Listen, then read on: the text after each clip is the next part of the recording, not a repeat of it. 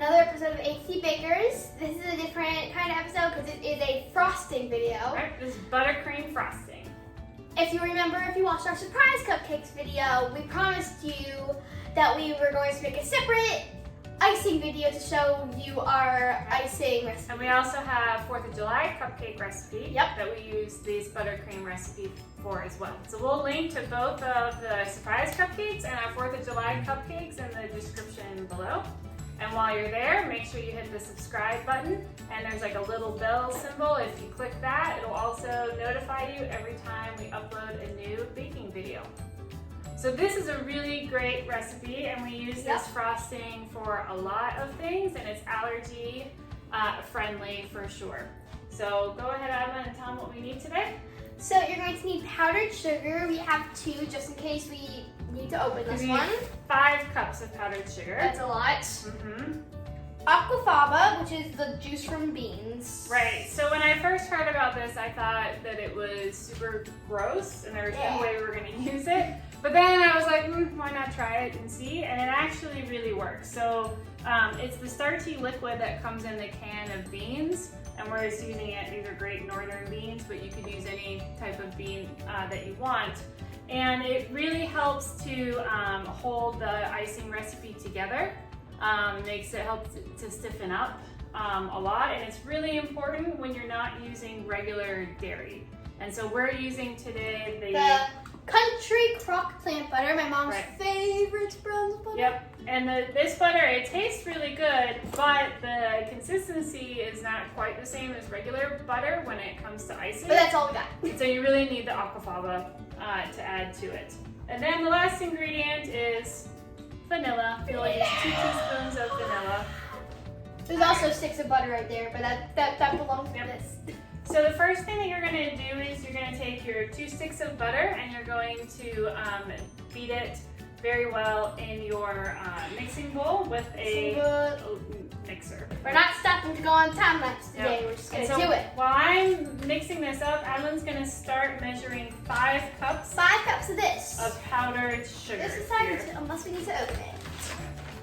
So you're going to need to open it. Yeah. So this is a really good recipe. You can always scale it up, scale it down, whatever you need to do. 5 cups. Right. Now it is, we have other recipes, which we'll make another time, is that if you were trying to decorate and you wanted to do a lot of really fancy piping work, this is not the best recipe for that. No. Yeah. Not that. It's a softer icing. So I'll do this on time lapse speeding this part up because I don't think they'll be able to hear us. Yeah. Alright, I'm still doing powdered sugar. She needed that because it was going to be too loud and when we put it on video. And fluffy as we can get it. So while Adeline continues to add the 5 cups of flour into there. Not flour, powdered sugar. Oh, why did I say flour? Do not add flour. Flour would be so gross. Ew. Not flour. No flour. Definitely not flour. You definitely want powdered I'm going to have to clean this up later. So you want to make that even next time. Next time. Make sure there's no like big crevices in there because you do want to get up 5 cups. And I hope our bowl is actually big enough today. Okay, I have powdered sugar everywhere. Yep. So I'm going to take my can, and I've already opened it, but I left a little bit on because I'm going to use it as a bit of a strainer. Okay, this powdered sugar is going in the garbage. Measure out 1/2 cup going in the garbage of liquid from the can of beans, and you're going to get close to 1/2 cup per can here. At least that's in my experience about how much liquid is actually in a can of beans. Again, if you've never used this before, I totally understand. Oh my god, this is so hard. This powdered sugar is everywhere. That's alright, we'll clean it up. It's messy, but you know what, lots of fun baking is messy. So you're going to measure out about 1/2 cup. I do understand like it sounds really gross, but I promise you will not be able to taste it at all in your icing recipe. The 5 cups of powdered sugar certainly masks it well, but it is going to really help you to keep the consistency of your icing while you're not using regular dairy butter. There's 1 minute left on the oven. I might want to turn that off. So yeah, we have cupcakes baking in the background here. And then we're going to add 2 teaspoons of vanilla.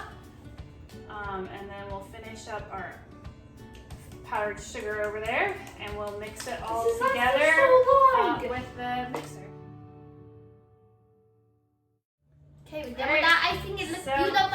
Yep, so we're done mixing it. You can see it's really nice, thick buttercream icing. If yours is a little bit too thin, you can always add some more powdered sugar to it. If it turned out too thick or too thin, powdered sugar, if it's way too thick and you don't like the consistency, you could always add a little bit more aquafaba, or you can add a little bit of coconut milk or other milk alternative to it, but I'd be really careful to do that sparingly.